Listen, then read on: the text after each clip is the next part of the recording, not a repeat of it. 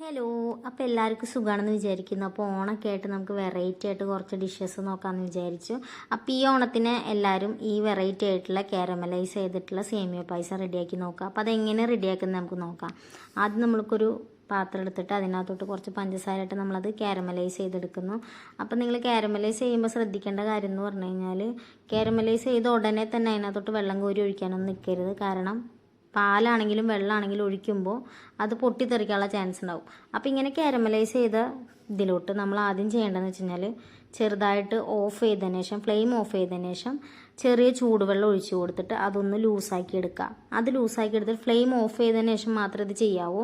എന്നിട്ട് വേണം ബാക്കി നമുക്ക് പാലാണെങ്കിലും എന്താണെങ്കിലും ആഡ് ചെയ്ത് കൊടുക്കാനായിട്ട്. അപ്പോൾ നോക്കിയാൽ നിങ്ങൾ അതിൻ്റെ കളർ ഒരു ഗോൾഡൻ കളറായിട്ടുണ്ട്. അപ്പോൾ നന്നായിട്ട് കാരമലൈസ് ചെയ്തു. ഇനി ഇതിലോട്ട് ഞാൻ കുറച്ച് ചൂടുവെള്ളം ഒഴിച്ചു കൊടുത്തുട്ടോ. എന്നിട്ട് അത് ലൂസാക്കി എടുത്തു. ഈ സമയത്ത് ഞാൻ ഫ്ലെയിം ഓഫ് ചെയ്തിരിക്കുകയാണ്, കത്തിച്ചിട്ടില്ല കേട്ടോ. അപ്പോൾ അത് ഇപ്പം തന്നെ കണ്ടില്ല, ഒരു തരം പൊട്ടിത്തെറിയ പോലെ. അപ്പോൾ നിങ്ങൾ കുറച്ച് ഒഴിച്ചു കൊടുത്ത് അത് ലൂസാക്കി എടുത്തതിന് ശേഷം ഇനി നിങ്ങൾക്ക് അതിനകത്തോട്ട് പാലൊഴിച്ച് കൊടുക്കുക. പാലൊഴിച്ച് കൊടുത്തതിന് ശേഷം അപ്പോൾ നമുക്ക് തോന്നും കാരമലൈസ് ചെയ്യുമ്പോൾ ഇപ്പം ഇങ്ങനെ ചെയ്തിട്ട് നമ്മൾ പാലൊഴിക്കുമ്പോൾ അതിൻ്റെ കട്ട അതുപോലെ അങ്ങനെ ചിലപ്പോൾ കിടക്കുന്നുണ്ടാവും. അപ്പം നിങ്ങൾക്ക് തോന്നുന്നത് ശരിയായില്ല, ഫ്ലോപ്പായി പോയെന്ന് അങ്ങനെ വിചാരിക്കേണ്ട. ആ കട്ട കണ്ടോ, അതിങ്ങനെ നമ്മൾ നന്നായിട്ട് ഇളക്കി നമ്മൾ ഒഴിച്ചു കൊടുത്ത പാലിൻ്റെ കൂടെ യോജിപ്പിച്ചെടുക്കുകയാണ് ചെയ്യേണ്ടത്. അപ്പോൾ നമ്മൾ കാരമലൈസ് ചെയ്ത് ആ ഒരു പഞ്ചസാര മെൽറ്റ് ആവാൻ കുറച്ച് സമയം എടുക്കും. അതിനനുസരിച്ച് നമ്മൾ ഒരു സൈഡിലോട്ട് ഇളക്കിക്കൊണ്ടിരിക്കുക.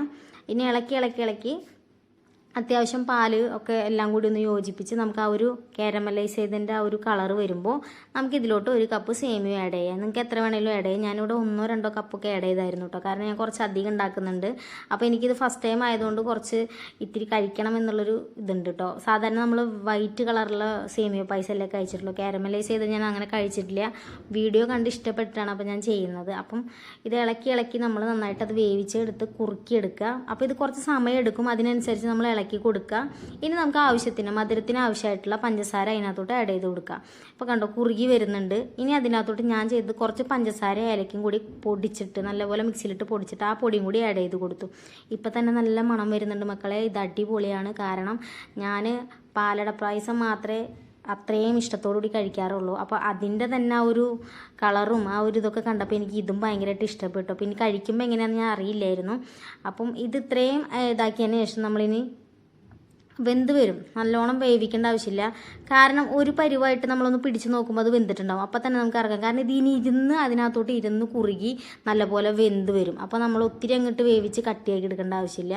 ഇനി ഇതിലോട്ട് നമ്മൾ വറുത്ത് വെച്ചിട്ടുള്ള മുന്തിരിയും അണ്ടിപ്പരിപ്പും ബദാമും എന്ത് വേണം നിങ്ങൾക്ക് ആഡ് ചെയ്ത് കൊടുക്കുക. ഡ്രൈ ഫ്രൂട്ട്സ് ആഡ് ചെയ്തതിന് ശേഷം നെയ്യിൽ വറക്കുമ്പോഴാണ് അതിൻ്റെ ഒരു ടേസ്റ്റ് ഉണ്ടാവുക കേട്ടോ. എന്നിട്ട് കുറച്ചുകൂടി നേരം നമ്മൾ അത് ഇളക്കി ആ ഒരു കളർ ഇപ്പോൾ കറക്റ്റ് അതേ കളർ വന്നിട്ടുണ്ട്. ഞാൻ കുറച്ച് നേരം വെച്ചതിന് ശേഷമാണ് കേട്ടോ യൂസ് ചെയ്തത്. അപ്പം ഇതിൻ്റെ കൂടെ ഞാൻ ചെയ്തതെന്ന് വെച്ച് കഴിഞ്ഞാൽ വളരെ ഈ വീഡിയോ ഒക്കെ കണ്ട് പഴവും ലഡുവും പായസവും കൂട്ടിയാണ് കഴിച്ചത്. അടിപൊളി ടേസ്റ്റ് ആയിരുന്നു. നിങ്ങളും മസ്റ്റായിട്ട് ട്രൈ ചെയ്യുക. അപ്പോൾ ഈ ഓണത്തിന് വെറൈറ്റി ആയിട്ട് ഇങ്ങനത്തെ പായസം ആഡ് ചെയ്യുക. അപ്പോൾ നമ്മുടെ ചാനൽ സബ്സ്ക്രൈബ് ചെയ്ത് കാണുന്നവരുണ്ടെങ്കിൽ ഒന്ന് സബ്സ്ക്രൈബ് ചെയ്ത് സപ്പോർട്ടാക്കണേ.